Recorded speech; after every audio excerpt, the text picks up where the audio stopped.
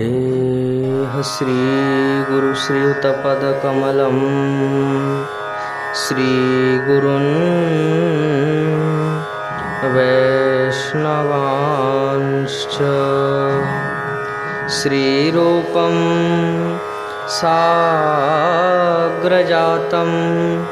सहगण रघुनाथान्वितं तं सजीवं साद्वैतं सावधूतं परिजनसहितं श्रीकृष्ण चैतन्यदेवं श्रीराधा कृष्णपादानु सहगणललिता श्रीविशाखान्वितांश्च भक्त भक्ति भगवंत गुरु चतुरनाम वपुएक तिनके पद बंदन किए नाशहि बिघन अनेक बार बार बंदन करूं श्री नाभा भाएन जिन काळ्यो गाभा भेद को श्री भक्त माल रस दैन प्रियादास जी के पद कमल बंदऊं बारंबार कीन्ही भक्ति रस बोधिनी टीका अति सुख सार भगवद भगतन चरित जे गाए अधिक मिठास बार बार बंदन करूं धन श्री नारायण दास। हरि जी आय विराजिए सुनो कथा इतिहास तुम श्रोता भक्त माल के तुम पद रज हम दास चार जुगन के भक्त जे तिनके पद की धूर सर्वस सिर धरि राखी हो मेरी जीवन मूल अज्ञान तिमिरान्धस्य ज्ञानाञ्जनशलाकया चक्षुरुन्मीलितं येन तस्मै श्री गुरुवे नमः। जय रूप सनातन भट्ट रघुनाथ श्रीजीव गोपाल भट्ट दास रघुनाथ ए छय गुसाइर करी चरण बंदन जहाँ हैते विघ्ननाश अभीष्ट पुराण भजनिताई गौर राधे श्याम जप हरे कृष्ण हरे राम भजनिताई गौर राधे श्याम जप हरे कृष्ण हरे राम भजनिताई गौर राधे श्याम जप हरे कृष्ण हरे राम वाञ्छा कल्पतरुभ्यश्च कृपा सिन्धुभ्य एव च पतितानां पावनेभ्यो श्री वैष्णवेभ्यो नमो नमः। श्री गुरु चरण कमलेभ्यो नमो नमः संत चरण कमलेभ्यो नमो नमः।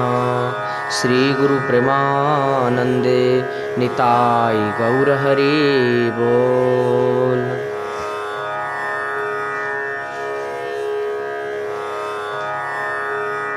हरे कृष्णा कृष्णा कृष्णा हरे हरे हरे राम राम राम हरे हरे हरे कृष्णा कृष्णा कृष्णा हरे हरे हरे राम राम राम हरे हरे हरे कृष्णा कृष्णा कृष्णा हरे हरे, हरे राम राम राम हरे हरे, हरे कृष्णा कृष्णा कृष्णा हरे हरे, हरे राम राम राम हरे हरे। जय जय श्यामा जय जय श्याम, जय जय श्री वृंदावन धाम। जय जय श्यामा जय जय श्याम, जय जय श्री वृंदावन धाम। गौरी गौरी शंकर सीताराम, जय जय विघ्न हरन हनुमान। गौरी शंकर सीताराम, जय जय जगद गुरु हनुमान। जय तुलसी जय शालिग्राम, जय तुलसी जय शालिग्राम। कृष्ण भक्ति का दीजय दान, कृष्ण भक्ति का दीजय दान। अब नहीं हो समय की हान, अब नहीं हो समय की हान। जय जय श्यामा जय जय श्याम, जय जय श्री वृंदावन धाम। जय जय श्यामा जय जय श्याम, जय जय श्री वृंदावन धाम।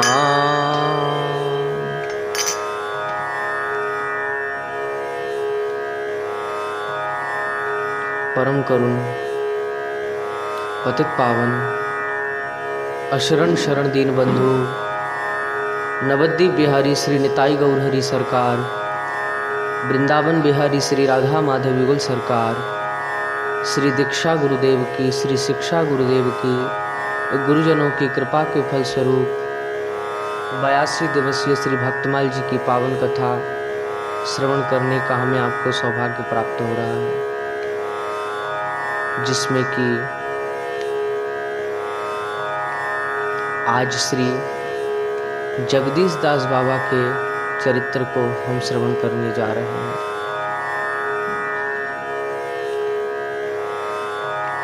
श्री धाम वृंदावन में कालिंदी तट पर प्राचीन कालियदह के विशाल कदम्ब वृक्ष के पीछे वृक्ष लताओं से परिपूर्ण रमणीक स्थान के बीच एक जीर्ण कुटी के सम्मुख विराजमान है एक विशाल काय वयोवृद्ध परम तेजस्वी महात्मा। परिधान में है केवल एक बहिर्वास, गले में है तुलसी की कंठी और हाथ में जप की माला। गोधूली की बेला में उनके नग्न शरीर की गौर कांति उमड़ते भय अंधकार को भी अतिक्रमण करती जान पड़ रही है। उनकी उद्रग्रीव मुद्रा, अपलक नेत्र और मंद स्मित से लग रहा है कि वे दूर दिशा में किसी दिव्य और मनोरम दृश्य को देख करके आत्मविभोर हो रहे हैं। पास में बैठे हैं एक 20-21 वर्षीय नवीन महात्मा, जिनका टाट का बहिर्वास परिचय दे रहा है उनके वैराग्य का। उदीयमान सूर्य की अरुणिमा के समान तेजपूर्ण गोल मुखारविंद की अरुणिम आभा, उनके ब्रह्मचर्य का और नाम जप में रत ओष्ठों का स्पंदन तथा अनवर्त भीगे भीगे से छल छल छलाते नेत्र, उनके नवानुराग का नवयुवक एक बार वृद्ध बाबा की ओर देखते हैं, एक बार उस ओर जिस ओर बाबा देख रहे हैं। पर उस ओर कुछ नहीं देख करके कौतूहलवश बाबा के मुखारविंद की ओर एक टक देखते रह जाते हैं। बाबा एकदम बोल पड़ते हैं, देख देख देख गोपाल देख, लाल जी की शोभा कैसी हो रही है। दोनों भैया झूमते झुमाते कैसे चले आ रहे हैं। इत गाय उत गाय, और गैयाओं के खुरों से उड़े रजकण अलकावलियों पर कैसे शोभायमान है। रंग बिरंगे फूलों के आभूषण उनके गौर नील अंगों पर कैसे अच्छे लग रहे हैं। नवयुवक तो पीड़ा भरे शब्दों में कहते हैं, हे प्रभु, मेरे ऐसे भाग्य कहाँ बाबा जो मैं देख सकूं। अब बाबा स्नेह से नवयुवक के गाल पर चाटा मारते हुए कहते हैं, अरे तुझे भी दिखेगा, जा मैंने कह दिया तुझे दिखेगा। अब वृद्ध महात्मा हैं कौन? वृद्ध महात्मा हैं काली दह वृंदावन के सिद्ध श्री जगदीश दास बाबा, और नवयुवक है श्री सुभाष चंद्र बोस की जन्मभूमि सुभाष ग्राम चांगड़ी पोता के प्रसिद्ध श्री जमींदार श्री भूपेंद्र नाथ चक्रवर्ती के पुत्र और क्रांतिकारी नेता श्री फणींद्र कुमार चक्रवर्ती के भाई श्री धीरेन्द्र नाथ चक्रवर्ती, जो रमण रीति वृंदावन के सिद्ध श्री गौरांगदास बाबा जी के नाम से विख्यात हैं, जिनका चरित्र हम 3 दिवसीय तक श्रवण कराए हैं पीछे। तो वही धीरेन्द्र श्री गौरांगदास बाबा जी के नाम से विख्यात हैं। उन्हें जगदीश बाबा स्नेह बस गोपाल कहकर पुकारा करते हैं। श्री जगदीश दास बाबा पूर्वाश्रम में एक बड़े डॉक्टर थे और वर्धमान के एक कुलीन ब्राह्मण वंश में उनका जन्म था। कालना में वे प्रैक्टिस किया करते थे। वे एक दीर्घाकाय गौर वर्ण पुरुष थे और खूब विशालाकाय शरीर।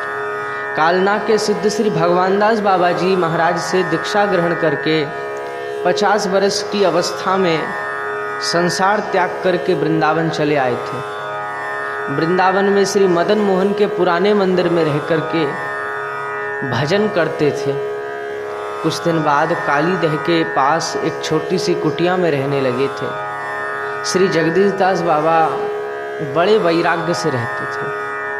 मधुकरी द्वारा जीवन निर्वाह करते थे। नमक नहीं खाते थे बाबा। हर समय भजन आवेश में किसी प्रकार का व्यवधान न हो, इस उद्देश्य से यथासंभव परोपक्ष रहित जीवन व्यतीत करते थे।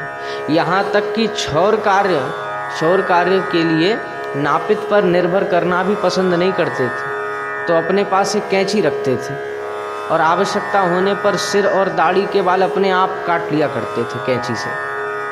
उनके गुरु सिद्ध श्री भगवानदास बाबा सभी को हरि नाम जप और साधारण भक्ति जाजन का उपदेश करते थे, पर उन्हें अधिकारी जान करके ही रागानुगा भक्ति का उपदेश किए थे। इसलिए वे रागानुगा पद्धति से भजन करते हुए सदा श्री कृष्ण लीला स्मरण में तल्लीन रहते थे। उन्हें प्रायः बाह्य ज्ञान नहीं रहता था। कभी कभी तो संध्या समय का उनके सामने रखा हुआ भोजन सवेरे तक रखा ही रह जाता था।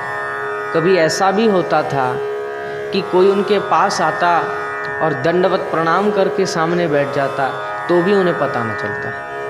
बाह्य ज्ञान होने पर जब उनसे कोई कहता कि अमुक व्यक्ति आया था, दंडवत करके कुछ देर बैठा भी रहा फिर चला गया, तो वे अपने को अपराधी जान करके बहुत दुखी होते।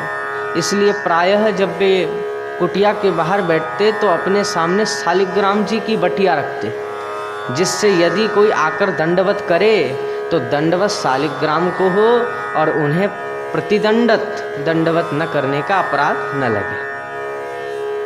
तो श्री जगदीश दास बाबा के लीला स्मरण में जब कोई बाधा उपस्थित होती या उन्हें भजन में उल्लास नहीं होता, तो वे वैष्णव महानुभावों और उनकी पवित्र चरण रज का सहारा लेते। वे मधुकरी के लिए प्रतिदिन श्रृंगार बट में श्री नित्यानंद प्रभु जी की गद्दी पर जाते। श्री प्रेमानंद गोस्वामी उस समय गद्दी के अधिपति थे, उनका भी चरित्र हम श्रवण कर आए हैं। तो एक दिन जब जगदीश दास बाबा मधुकरी के लिए वहाँ गए तो उन्हें देखते ही बोले, आज आपके मुख पर रोज जैसा उल्लास नहीं दिख रहा है, क्या बात है? अब बाबा ने रुंधे कंठ से उत्तर दिया कि हे प्रभुपाद, आप तो सब जानने वाले हैं, सब कुछ तो आपके हाथ में है। आज मेरा भाग्य बड़ा मंद है। प्रभुपाद तो समझ गए कि आज उन्हें लीला स्फूर्ति नहीं हो रही है। उन्होंने कहा, अच्छा अब मधुकरी का झोला रखो और रख करके यहाँ रज में थोड़ा लोट लो। बाबा ने वैसा ही किया। उस समय यमुना जी श्रृंगारवट को घेर कर ही बहती थी। वृंदावन परिक्रमा करने वाले भक्तों को श्रृंगारवट के प्रांगण में होकर जाना होता था और उनकी चरण धूलि वहीं पड़ती थी। तो धूलि में लोटपोट होते ही बाबा के मन में भजन उल्लास पुनः होने लगा।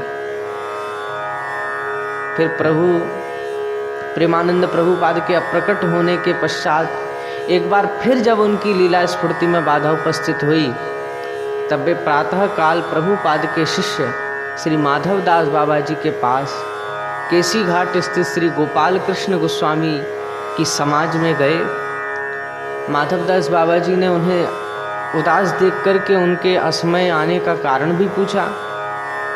उन्होंने पूर्वोक्त घटना सुनाते हुए और अपनी तत्कालीन मानसिक स्थिति बतलाते हुए कहे कि प्रभुपाद तो मेरे दुर्भाग्य से अब प्रकट है नहीं, तुम मुझे उनकी समाधि पर ले चलो। माधवदास बाबा उन्हें प्रभुपाद के समाधि स्थल पर ले गए। वहाँ जैसे ही वे रज में लोटपोट हुए, प्रभुपाद की कृपा से उन्हें लीला स्फूर्ति होने लगी। श्री जगदीश दास बाबा श्री कृष्ण लीला समुद्र में मीन के समान सदा तैरते, मछली की तरह। और जब लीला स्फूर्ति बंद होती तो क्या होता? बोले, ज्यों जिल बिन मछली तरपत है, ऐसे तरपत, और डूबते और उतराते रहते मीन के समान। यह उनकी वाह्य दशा से भी स्पष्ट प्रतीत होता। उनके हृदय में जिन नए नए भावों का संचार होता, वे उनके शरीर के तदनुरूप बदलते हुए वर्गों में दृष्टिगोचर होते। जब किसी कारणवश लीला स्फूर्ति बंद हो जाती, तब वे जल से निकली मछली के समान तड़पड़ाते, फड़फड़ाते। उनकी विरह वेदना इतनी असहनीय हो जाती कि एक क्षण के लिए भी प्राण धारण करना कठिन हो जाता।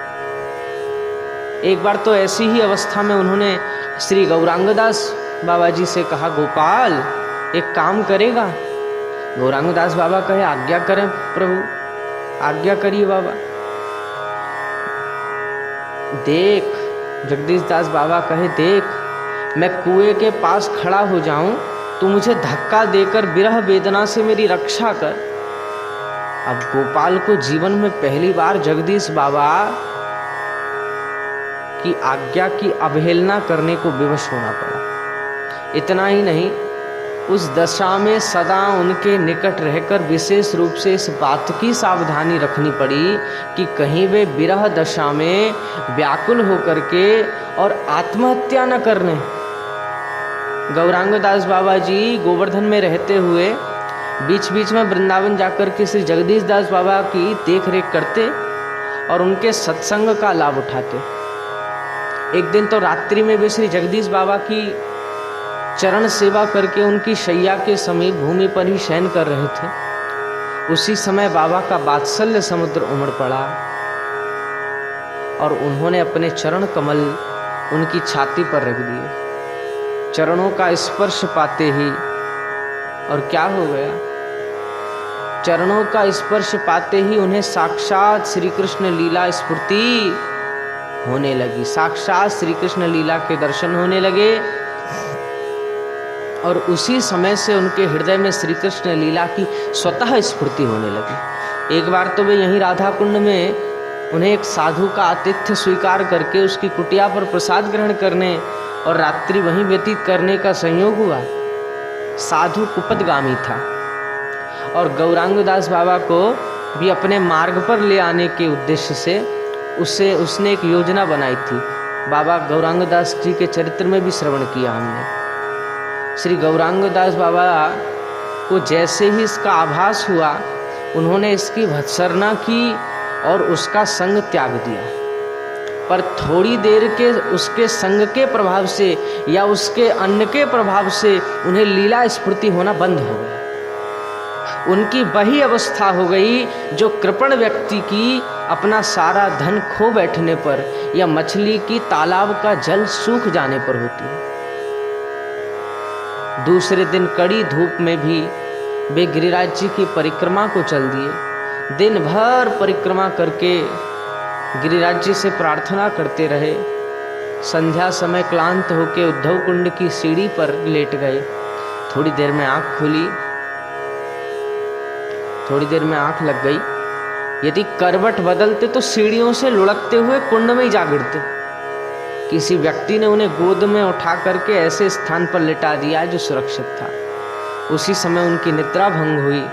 लगा कि किसी ने उन्हें उठाकर दूसरी जगह लिटा दिया है। चारों ओर मुड़कर देखा पर कोई दूर दूर तक कोई न दिखा।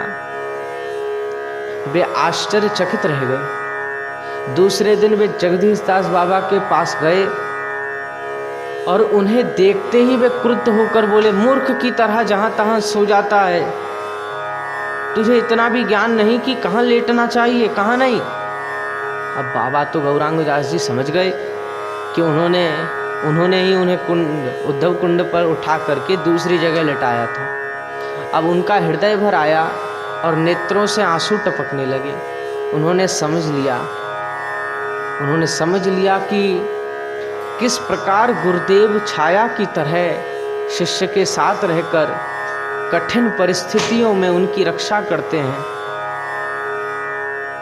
उन्होंने राधा कुंड के साधु से मिलने का और अपनी लीला विस्मृति का सारा हाल बाबा से कहा और उनके कृपा आशीर्वाद की प्रार्थना की। बाबा ने उन्हें आशीर्वाद दिया और उसी समय से उन्हें लीला स्फूर्ति फिर होने लगी। श्री जगदीश दास बाबा विशेष रूप से सावधान रहते कि कभी कहीं जाने अनजाने किसी के भी प्रति कोई अपराध न बन जाए। हाँ, साधारणतया भजनानंदी महात्मा भजन में आवेश के कारण आगंतुक लोगों से बातचीत करना पसंद नहीं करते, परंतु श्री जगदीश दास बाबा आगंतुकों की कभी उपेक्षा न करते। यदि कोई उन्हें इसके विपरीत परामर्श देता तो कहते, मेरा नाम जगदीश दास है, आगंतुकों के रूप में जगदीश की सेवा करना मेरा कर्तव्य है। महाप्रभु लोगों को मेरे पास भेजते हैं और उनकी शंकाओं का समाधान कराने और भजन संबंधी उपदेश दिलाने के लिए।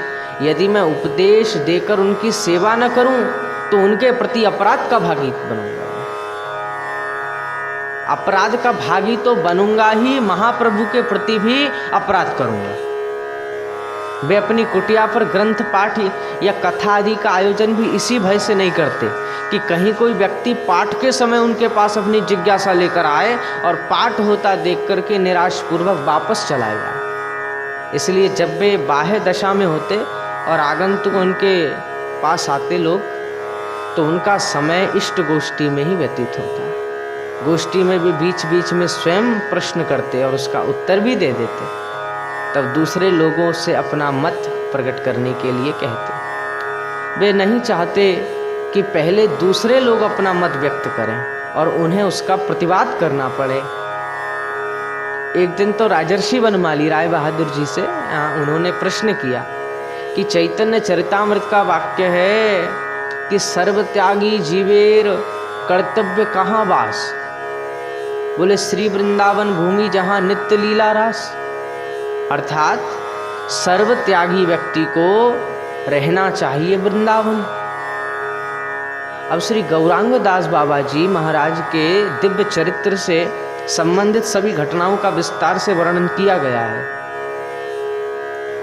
बाबा ग्रंथ में।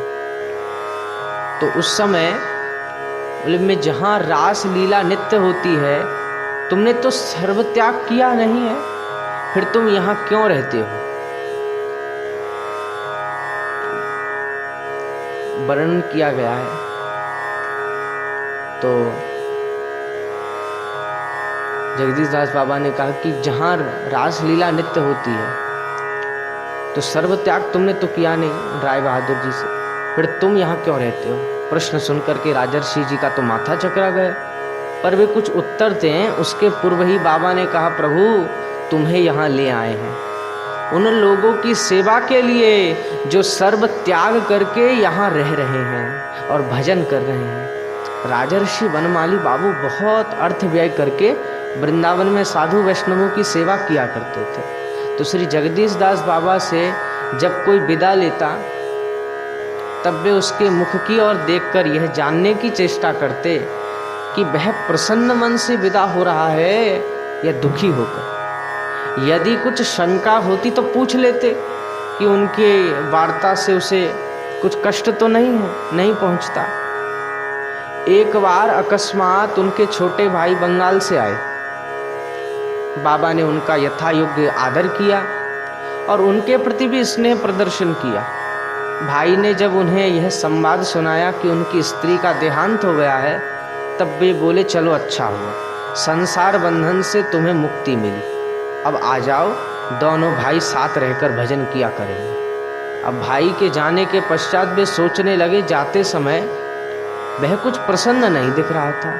मैंने उसे सांत्वना देने के बजाय कहा, अच्छा हुआ, अरे कहीं उसने मेरी बात का बुरा तो नहीं माना। अब वे भाई से पूछना भूल गए थे कि वे कहाँ ठहरे हैं। उन्होंने किसी प्रसंग में कहा था कि वे 1-2 दिन में चले जाएंगे, इसलिए वे उनसे क्षमा मांगने के उद्देश्य से 2-3 दिन लगातार वृंदावन स्टेशन रहे, पर उनसे भेंट ही नहीं हुई।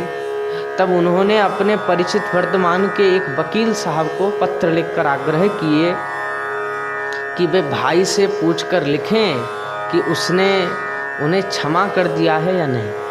अब वकील साहब ने लिखा कि भाई उनकी बात से जरा भी दुखी नहीं हुए थे। उनके पास फिर इस भय से नहीं गए कि उनके भजन में व्याघात होता है।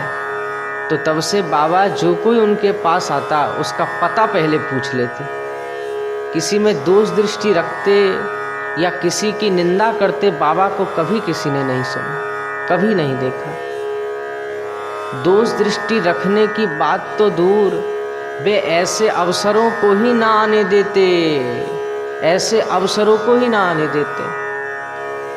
बाबा भी ऐसी ही बात करते, ऐसा ही कहा करते, जैसा गुरुजन कहते हैं कि दोष पे न दृष्टि करो, गुण को अपनाओ जी।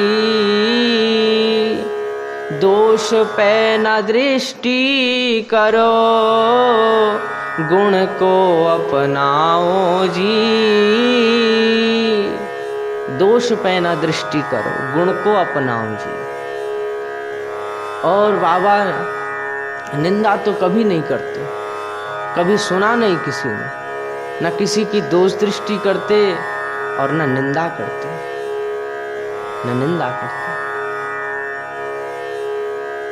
बाबा यही कहते कि कभी निंदा न किया करो। निंदा करने से कैसी हानि होती है वो तो हम अनेक बार श्रवण करते हैं, अनेकानेक चरित्रों में श्रवण करते हैं, महाप्रभु जी की उस बात को भी श्रवण करते हैं। जैसे मेंढक सरोवर में कमल खिला होता है तो मेंढक उस सरोवर के पास ही रह करके उसके कमल के सुगंध को नहीं ले पाता है। और वहीं भ्रमर कितनी दूर हो, कितनी ही दूर क्यों ना हो, लेकिन जब भी उसको सुगंध आ जाती है और वो जा कर के फिर पान करता है मधु का। लेकिन ये मेंढक लोग सरोवर में रह कर के भी, कमल के पास रह कर के भी वे उस कमल की सौरभता को नहीं जानते और नहीं उसकी गंध को ले पाते। तो कहने का तात्पर्य यही है कि जैसे दोष दृष्टि रखने की बात, तो ऐसे अवसरों को बाबा नहीं आने देते और यथासंभव यही कहते कि निंदा न किया कर, निंदा न किया कर, राम राम राम राम। ऐसे गुरुजन कहते हैं कि जैसे कोई उदाहरण में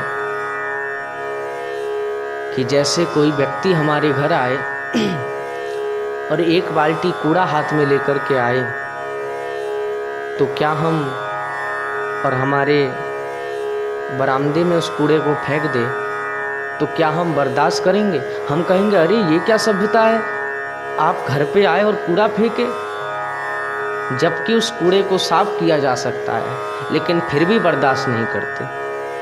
फिर हम उन लोगों को क्यों बर्दाश्त करते हैं जो हमारे दिल दिमाग में ऐसे कूड़ाओं को भरते हैं जिसकी सफाई बहुत मुश्किल है, जिसकी सफाई बहुत मुश्किल है, जन्म जन्म लग जाते हैं।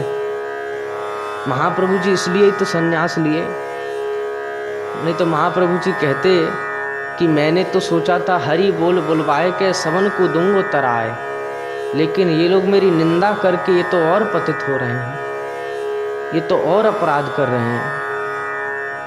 इसीलिए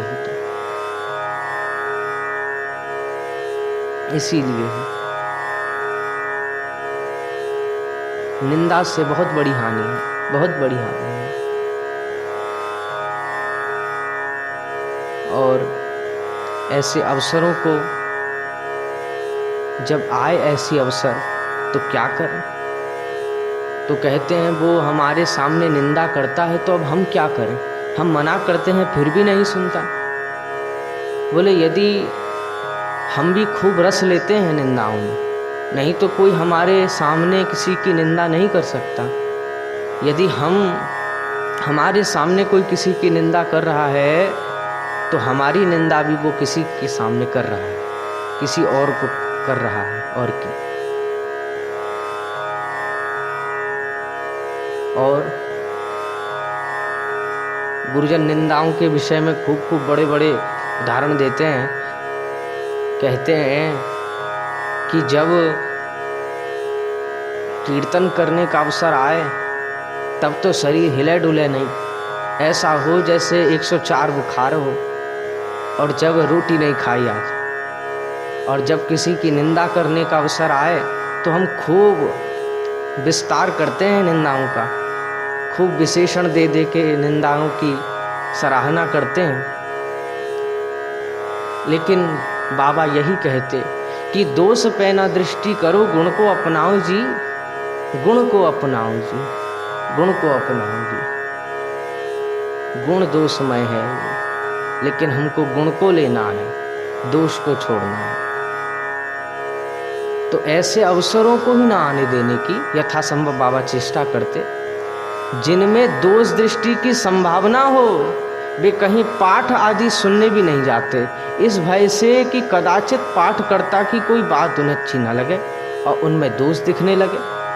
और जब किसी की निंदा या त्रुटि का कोई प्रसंग आता है तो वे गुरुदेव श्री भगवान दास बाबा की एक बात कहकर उसका समाधान किया करते। वे कहते कि एक दिन श्री भगवान दास बाबा के किसी भक्त ने उनसे कहा कि अमुक भक्त आपके पास आकर बड़ी लंबी चौड़ी हाँकता है, पर आप जानते हैं कि नहीं? बोले क्या?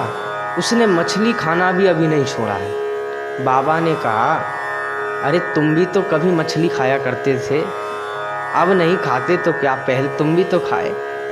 जो दोष तुम्हारे अपने भीतर रहा हो उसके कारण दूसरे को दोषी कहना ठीक नहीं। जीव मात्र की उन्नति क्रमशः होती है, तुम दोष गुण देखने वाले तुम कौन हो? यह सोच करके श्री जगदीश बाबा अंतर्मुक्ता से सदा लीला रस में निमग्न रहने के कारण उत्सव आदि प्रसन्न नहीं करते। अपने गुरुदेव की तिथि पर एक सेर मालपुआ मंगा करके भोग लगा देते थे, और जो कोई आता था उसे उसमें से एक टुकड़ा प्रसाद का दे देते। एक बार गुरुदेव की तिरुभाव तिथि पर उनकी इच्छा हुई कि वैष्णव सेवा करने की। अब कीनू बाबू नामक एक व्यक्ति उन्हें उत्सव के लिए 80 रुपए दे गए थे। तो बाबा स्वयं जाकर मालपुआ के लिए 20 रुपए का तो गुड़ खरीद लाए और गुड़ कुटिया में रखवा करके सामने के कुएं पर पैर धोने गए, पर कुटिया की सांकर लगाना भूल गए थे। तो उस बीच बंदरों की एक टोली ने कुटिया में प्रवेश किया और उसी क्षण गुड़ का महोत्सव प्रारंभ हो गया। अब जगदीश बाबा दूर से बानर रूपी वैष्णवों को गुड़ भोजन लीला देख करके तो बड़े प्रसन्न भये और हरि बोल करने लगे। जब बानर महानंद पूर्वक के गुड़ महोत्सव समाप्त करके अपने अपने स्थान को जाने लगे, बाबा ने उन्हें दूर से ही दंडवत प्रणाम किए और आनंद पूर्वक विदा किया। और संध्या समय जब कुटिया पर भक्त समागम हुआ और कीनू बाबू ने महोत्सव की बात पूछी, तो बाबा ने उत्तर दिया, आज तुम्हारी कृपा से बहुत से वैष्णवों की सेवा हुई। कुल 20 रुपए खर्च हुए और बाकी 20 रुपए यह लो, 40 दिए। अब प्रसाद चाहिए तो कुटिया में जाकर देखो, गुड़ प्रसाद के कण भूमि पर छिटके पड़े होंगे या गुड़ की बोरी में चिपके होंगे। एक दिन बाबा के मन में वासना जागी कि श्री कृष्ण लीला स्थली काली दह में प्राचीन दह के स्मृति चिन्ह के रूप में एक विशाल दीर्घिका का निर्माण कराया जाए। उन्होंने राजर्षि बनवाली राय बहादुर के मैनेजर श्री कामिनी कुमार बाबू से इसे व्यक्त किए। कामिनी बाबू के माध्यम से इस बात का धनी समाज में प्रचार होते ही अब दीर्घिका के दिन धन एकत्र होने लगा। दूसरे ही दिन भक्त श्रेष्ठ श्री लाला बाबू के वंश की एक विधवा रमणी ने कई हजार रुपए देना स्वीकार किया और हेतमपुर के राजा ने फिर 24-25 हजार रुपए देने का वचन दिया। बाकी खर्च का भार राजर्षि बाबू ने ले लिया। जगदीश बाबा ने परामर्श करके एक सुंदर और सुभृत दीर्घिका का एडजस्टमेंट तैयार कर लिया गया और उस दिन रात्रि में बाबा का भजन न हो सका। प्रस्तावित दीर्घिका की चिंता में ही सारी रात बीत गई।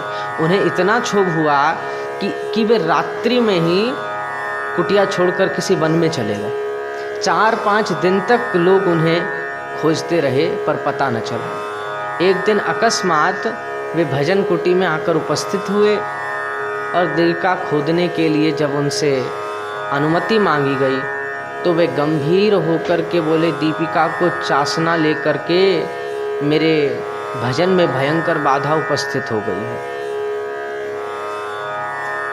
भयंकर बाधा उत्पन्न हो गई थी। यदि इसका कार्य आराम हो गया तो मेरा सभी कुछ चला जाएगा। इसलिए मैं निषेध करता हूँ कि अब कभी भी इसके विषय में मुझसे कोई कुछ न कहो। यदि किसी की इच्छा हो तो मेरे मरने के बाद मेरी वासना की पूर्ति भले ही करना। अब श्री जगदीश बाबा महाप्रभु जी के तृणादपि सुनी चेन तरोरपि सहिष्णुना अमानी ना मान देना कीर्तनिया सदा हरि। इस श्लोक की साक्षात मूर्ति थे। उनसे यदि कोई पूछता कि प्रेम भक्ति लाभ करने का सबसे सरल और अचूक उपाय क्या है, तो वे कहते कि जो इस श्लोक में सांचे में अपने जीवन को ढालने में जितना समर्थ होगा, जो जितना अपने को तृण से भी तुच्छ मानकर वृक्ष से भी अधिक सहिष्णु सहनशील होकर स्वयं सम्मान की अभिलाषा न रखते हुए और दूसरों को सम्मान देते हुए निरंतर हरि कीर्तन में रत रहकर जीवन व्यतीत करने में समर्थ होगा, वह उतना ही प्रेम भक्ति के निकट होगा। जिस दिन वह पूर्ण रूप से अपने आप को इस सांचे में ढाल लेगा, उस दिन निश्चित रूप से प्रेम भक्ति प्राप्त कर लेगा। स्पष्ट है कि जिसका जीवन इस प्रकार ढला होगा उसका हृदय वासना शून्य होगा। इसलिए इसी प्रकार के एक प्रश्न के उत्तर में उन्होंने एक बार कहा था कि तुम्हारे हृदय में जब प्रेम भक्ति के सिवा अन्य किसी वस्तु की चाह न रहेगी, तभी तुम प्रेम भक्ति लाभ कर सकोगे। श्री जगदीश दास बाबा की आयु अब लगभग 100 वर्ष की हो गई थी। वे अपनी प्रगट लीला समाप्त करने को थे उस समय श्री गौरांग दास बाबा उनके पास थे। उनके स्नेह के कारण उनके पास रहते लीला समाप्त करना उनके लिए संभव न था। इसलिए उन्होंने उन्हें आज्ञा दी कि तुम बरसाने जाओ, भानुखर सरोवर की झाड़ू बुहारी की सेवा किया करो। उनके विदा होते समय उन्होंने कुछ कहा, मेरी 3 बातें याद रखना। जीवन में कभी किसी के आगे हाथ न पसारना, किसी से अपने हृदय की बात न कहना और साधु वैष्णवों की पंगत में बैठकर प्रसाद न पाना। गौरांग दास बाबा जी बरसाने जाकर के नियम से भानुखुर सरोवर की सेवा करने लगे और कुछ दिन पश्चात उन्होंने श्री जगदीश बाबा के ज्योतिर्मय स्वरूप के वहाँ दर्शन किए। वे कुछ दूर पर उनके सामने खड़े थे। गौरांग दास बाबा जब उनकी ओर बढ़े तो उन्होंने हाथ हिलाकर मना किया और अंतर ध्यान हो गए बाबा। गौरांग दास बाबा समझ गए कि बाबा ने देह त्याग दिया है। वे विरह वेदना से पीड़ित होकर के तुरंत वृंदावन की ओर चल पड़े। मार्ग में पता चला कि बाबा नित्य लीला में प्रवेश कर गए हैं। तो ऐसे आज श्री जगदीश दास बाबा के चरित्र को श्रवण किए। प्रेम से कहिए जय जय श्री राधे श्याम, श्री गुरु प्रेमानंदे निताई गौर हरि बोल। साखी लाय बनाय के इतउत अक्षर कटी, कहे कबीर कब लगी जिए, झूठी पत्थर चाटी, झूठी पत्थर चाटी।